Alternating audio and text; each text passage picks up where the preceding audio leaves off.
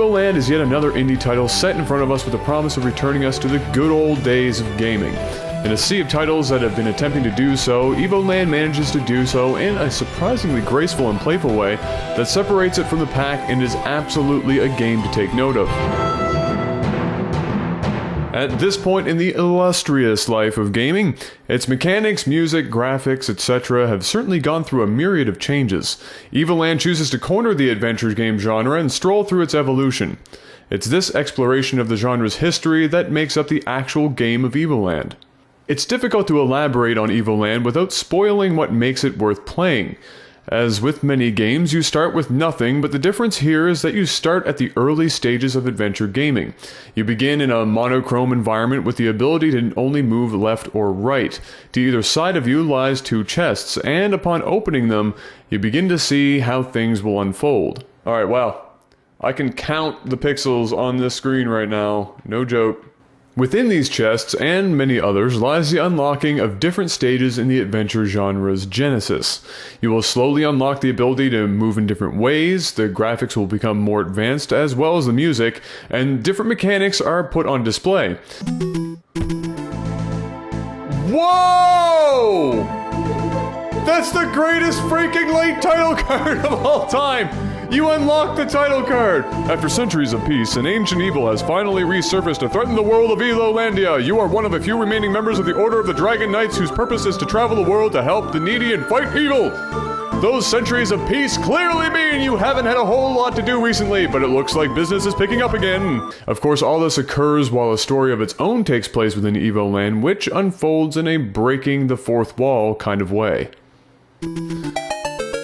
Oh, oh, all 16 colors! Oh my goodness. Oh my goodness. Oh, now this is just epic. Now this has become a whole new world. Ultimately, you're not really there for Evoland's story, however it pays fitting homage to such a great number of classic titles that it put a smile on my face numerous times. Odds are that should you play Evoland, at least one of your favorite classic adventure games will have a piece of it tucked away or even put boldly on display at one point or another. Oh, yes! Yes! Yes! The amount of winning in this game is just incredible. It's on a whole other level of winning. Even though its presentation is borrowed in a sense, it does at least irk some originality out of its source material. While you'll adventure through 8-bit worlds and beyond, you'll still be able to pick up on slight nuances that help give it a modern feel without ruining the various styles it's presenting. The sounds of Evoland are equally as derivative, but once again, it manages to have just enough of a spin to make things feel cohesive in the name of achieving a stylized, interactive museum for adventure gaming. For all that it is, Evoland is understandably a very short game, and while it includes some hidden items and tucked away secrets for thorough adventurers, it's still just a quick romp through history. Perhaps the bigger hurdle for Evoland is that it's paying homage to games that many current gamers have no recollection of.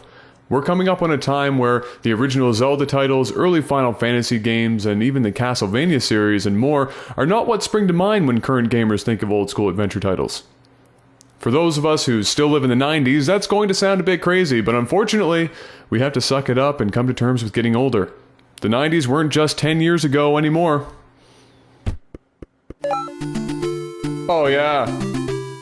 Topping the charts since 2012.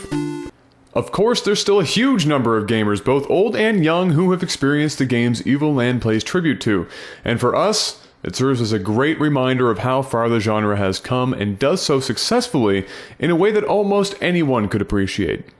When it comes to spending money on games these days, it can be a tough choice.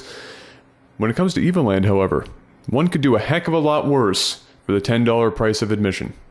Oh man, this game is good. I like everything about this game right now. Everything about this game is winning. On a scale of 1 to winning,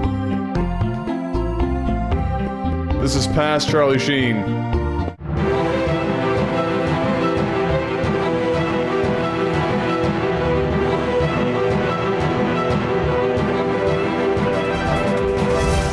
And that'll do it for us this week. Special thanks to Jameson and everyone at Best Buy for the Nintendo experience. Of course, to John Painter as well as Blake Seymour. And as always, Adam Perry at The Last Game Store. We'll see you next time.